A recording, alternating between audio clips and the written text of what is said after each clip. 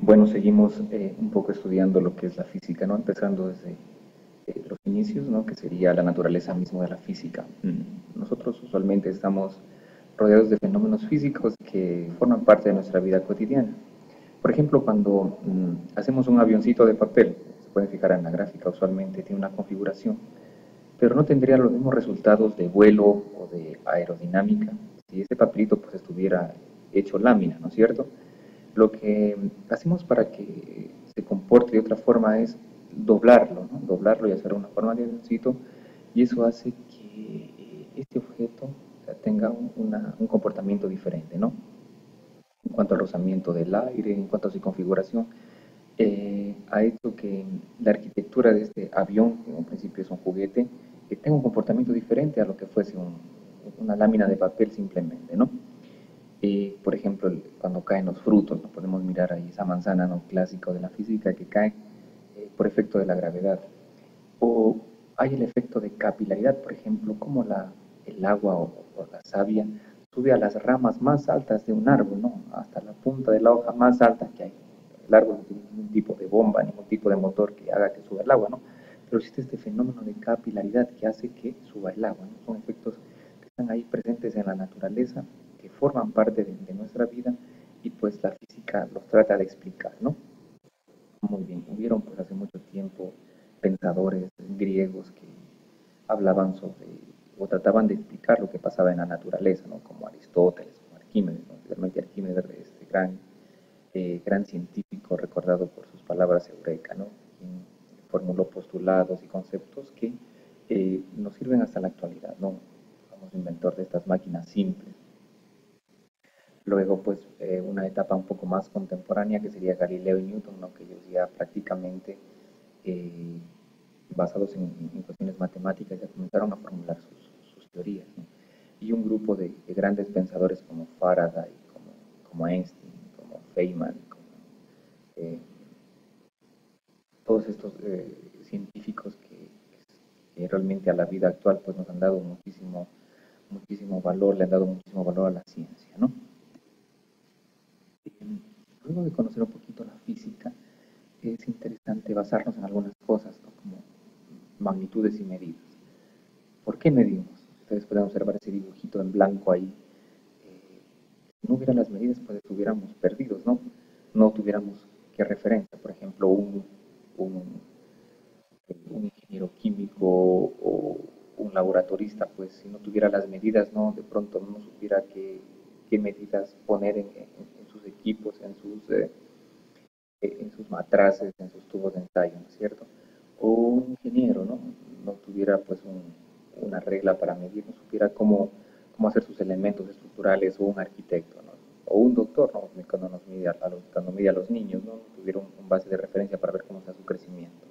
Entonces, medir es una cuestión importantísima, ¿no? Medir significa dimensionar algo, ¿no? Sin esas medidas, pues estuviéramos perdidos, ¿no? No pudiéramos cuantificar el avance de algo.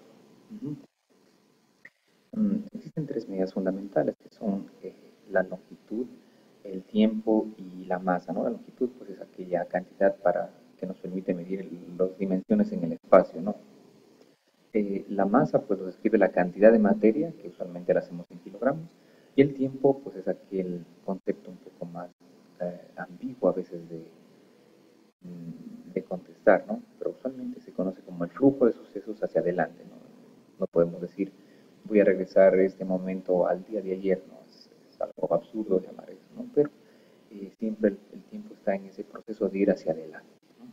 También de aquí se derivan lo que son las unidades compuestas o derivadas, obviamente, dices, ¿no? Como el volumen, por ejemplo, o como la velocidad, ¿no? Donde involucra, por ejemplo, en velocidad se involucra tanto la longitud como el tiempo. En cuanto acá al volumen, tenemos longitudes en las tres dimensiones, ¿no? Largo, ancho y profundidad. También tenemos un grupo de magnitudes y medidas que tiene que ver con prefijos. Si ustedes se fijan bien, tenemos, por ejemplo, el kilo, el mega, giga, tera, ¿no? Que son las unidades, por ejemplo, en cuanto a computación, ¿no? Es muy común escuchar algo así como de megabytes o gigabytes, ¿no? Y hacia abajo, por ejemplo, centi, mili, micro, que es el mundo de la ciencia, el nano, que eso es ya un poco referente a lo cuántico, ¿no? Nanómetros, picómetros, etcétera. Sí, es el mundo ya que no se lo puede mirar, ¿no? Y el mundo macro, pues es hacia arriba, ¿no? De lo de centi, deci, hecto, kilo, que son muy, muy visibles, ¿no? Tenemos también algo que puede servir mucho, que es el análisis dimensional. No es otra cosa que analizar una fórmula desde el punto de vista dimensional, no matemático, dimensional. Por ejemplo, tenemos aquí en una primera parte x igual a por dx, usualmente representamos la distancia, igual a la aceleración por el tiempo, ¿no? Entonces bien, podemos ver, reemplazar por cada variable física, podemos reemplazarlas por sus unidades. Sería en metros, ¿no es cierto? Igual a metros segundo al cuadrado por segundo. Si hacemos una cuestión matemática, diríamos que segundo se va con el segundo cuadrado de la aceleración y me quedaría metro igual a metro sobre segundo. En ese caso no es dimensionalmente correcta, ¿no? Es una unidad, es una ecuación que no es dimensionalmente correcta. Y así con cada una de ellas, ¿no? Otra cuestión muy importante es la conversión de unidades. Usualmente nosotros manejamos el sistema internacional, pero también todavía se sigue en algunas partes de los negocios, especialmente se consideran todavía unidades como las yardas, por ejemplo. Sí, es muy común cuando uno compra tela o algo así, que nos vendan en yardas. O cuando, por ejemplo, nos dicen, compramos un computador nos dicen, o un televisor, nos dicen de 30 pulgadas. A veces no tenemos la situación muy clara, ¿no? Y no es otra cuestión que decir, eh, hacer una transformación muy simple a centímetros, que es lo que más tenemos claro, ¿no? Cuando nos hablan de un metro o hablamos de 50 centímetros de una pantalla, pues tendremos un poco más acercada la idea, ¿no? Entonces, como ustedes pueden ver, tenemos aquí una tabla de conversión de cada una de estas unidades. Cifras significativas, pues, como lo explicaba en el texto y lo explica también el profesor, pues es una cuestión muy sencilla, simplemente de traducir un número tan largo a un número pequeño. ¿Sí?